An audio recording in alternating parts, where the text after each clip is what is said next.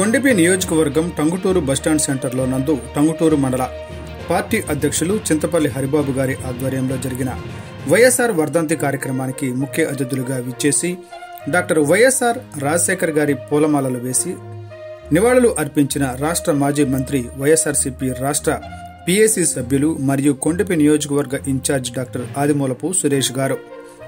ఈ కార్యక్రమంలో ప్రజాప్రతినిధులు, రాష్ట్ర నాయకులు, జిల్లా నాయకులు, నియోజకవర్గ నాయకులు, మండల నాయకులు, కార్యకర్తలు, ముఖ్యంగా వారి భారీ సంఖ్యలో హాజరైన యువకులు అందరూ పాల్గొని జయప్రదం చేశారు.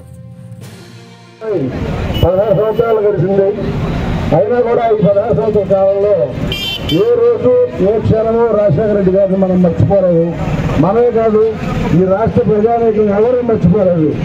ఎందుకంటే విలువలు, విశ్వసనీయత, నీతి, నిజాయితీ, సంక్షేమం, అభివృద్ధి, పారదర్శకమైన పాలన ఇలాంటి పదాలు ఎప్పుడు గుర్తొచ్చినా కూడా మన రాష్ట్ర ప్రజలందరికీ గుర్తుకు వచ్చే ఏకైక వ్యక్తి డాక్టర్ రాజశేఖర రెడ్డి గారు మాత్రమే చెప్పుకోవడానికి చాలా గర్వంగా ఫీల్ అవుతున్నాం.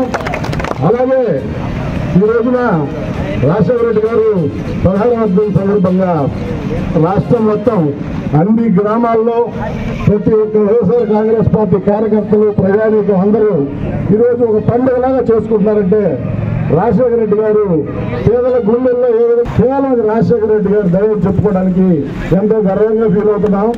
అలాంటి వ్యక్తి మనల్ని విడిచిపెట్టి వెళ్ళినా సరే అంటే రాజశేఖర రెడ్డి గారు ఎంత గొప్ప వ్యక్తి అనే దానికి ఒకే ఒక అర్థం ఏంటంటే, ఒక మనిషి చనిపోతే రాష్ట్రం సర్వనాశనం అయిపోయిందంటే ఆ వ్యక్తి ఎంత శక్తివంతుడు, ఆ వ్యక్తి యొక్క గొప్పతనం ఏంటో మనం అందరం అర్థం చేసుకోవచ్చు.